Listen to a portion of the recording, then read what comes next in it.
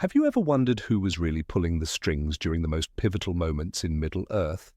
While we celebrate heroes like Aragorn and Frodo, there were ancient beings working behind the scenes, shaping the fate of entire civilizations without most people ever knowing they existed.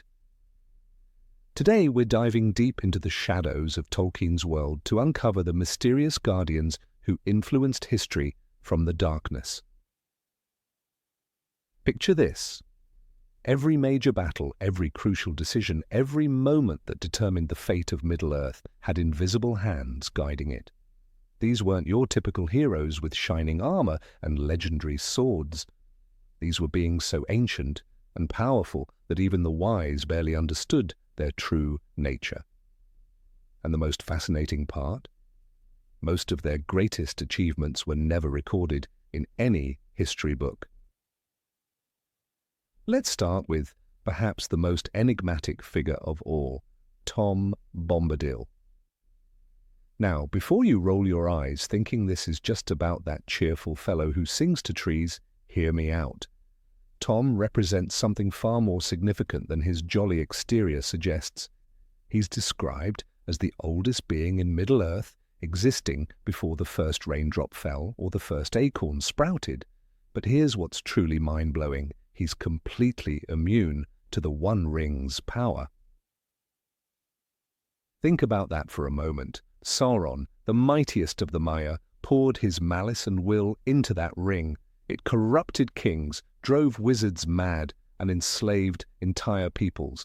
Yet Tom Bombadil picked it up like it was a simple trinket, made it disappear with a laugh, and handed it back without the slightest change in his demeanor.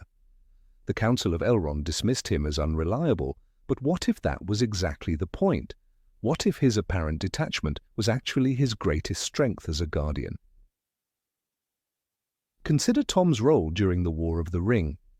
While armies clashed and heroes struggled, he maintained a pocket of pure sanctuary in the old forest.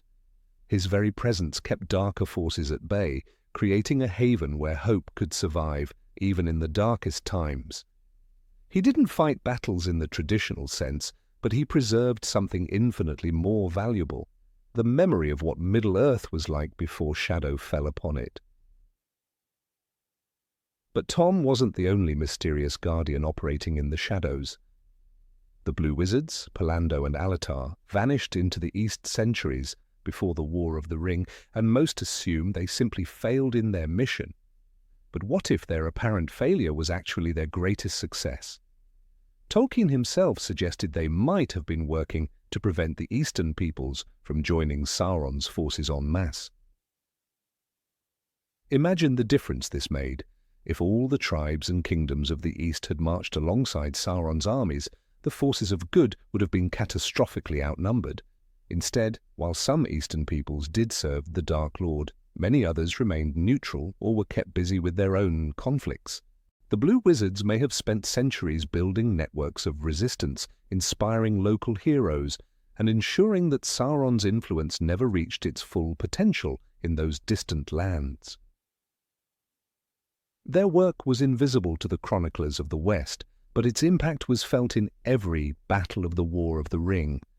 Every orc that didn't march from the east, every siege engine that was never built, every dark sorcerer who was countered before he could aid Sauron, these were likely the fruits of centuries of patient work by beings whose names were forgotten even by those they saved.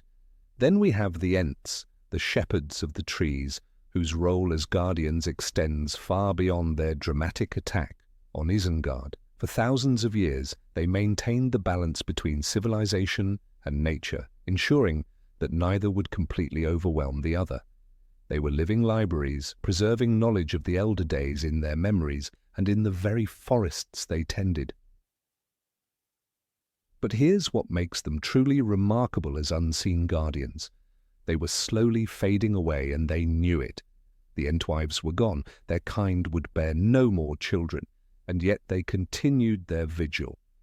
Treebeard and his companions chose to spend their final ages protecting what they loved rather than retreating into sorrow. Their attack on Saruman wasn't just about revenge for the destruction of Fangorn. It was about ensuring that future generations would inherit a world where ancient wisdom and natural beauty could still flourish. The Ents represent the melancholy nobility of guardianship. They understood that being a protector sometimes means sacrificing your own future for the sake of others. Their slow, deliberate way of speaking wasn't just a quirk of their nature, it reflected their deep consideration of consequences that would ripple through centuries. Even among the more familiar figures, there were hidden layers of guardianship. Elrond, for instance, wasn't just a wise ruler and healer. For over 3,000 years he maintained Rivendell as a sanctuary where knowledge could be preserved and hope could be renewed, but his greatest act as an unseen guardian might have been his treatment of Aragorn. He didn't just raise the heir of Isildur, he prepared him for a burden that would define the future of Middle-earth. Think about the psychological complexity of Elrond's position. He had seen the weakness of men firsthand when Isildur failed to destroy the ring. He had every reason to doubt whether any mortal could be trusted with such responsibility. Yet he chose to pour decades of effort into shaping Aragorn into someone worthy of his heritage. He walked the fine line between preparing the future king for his destiny and allowing him to choose that destiny freely. Galadriel operated on an even more subtle level as a guardian. Her mirror showed possible futures, but she was careful never to dictate what people should do with that knowledge. She understood that true protection sometimes meant allowing people to make their own choices, even when those choices led to pain. Her gift of the phial to Frodo seemed simple, but it carried the light of Erendil's star, connecting the Hobbit to the hopes and sacrifices of ages past. The most profound aspect of these unseen guardians is how they influenced events through seemingly small actions. A word of encouragement at the right moment, a gift that would prove crucial later, the preservation of knowledge that would be needed in future crises. They understood that history isn't shaped only by great battles and dramatic speeches, but by countless small acts of wisdom, courage, and sacrifice.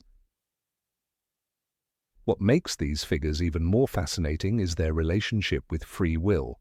Unlike Sauron, who sought to dominate and control, these guardians worked to expand choices and possibilities. They didn't try to force specific outcomes. Instead, they created conditions where good choices became possible.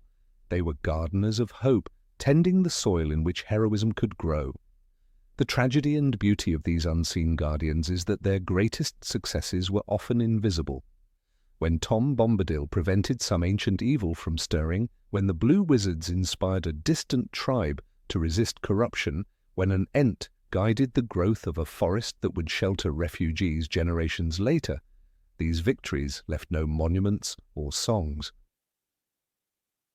Yet their influence rippled through time in ways they themselves might never have fully understood. Every hero who stood against darkness, every person who chose hope over despair, every moment when light prevailed over shadow carried within it the echo of these patient, humble guardians who chose to serve rather than to rule. This is what makes Middle-earth so compelling as a world. It suggests that behind every story of heroism lies a deeper story of those who made that heroism possible. The next time you read about Frodo's courage or Aragorn's wisdom, remember the unseen guardians who shaped the world in which such courage and wisdom could flourish. Their legacy lives on in every choice to protect rather than exploit, to preserve rather than destroy, and to hope rather than surrender to despair.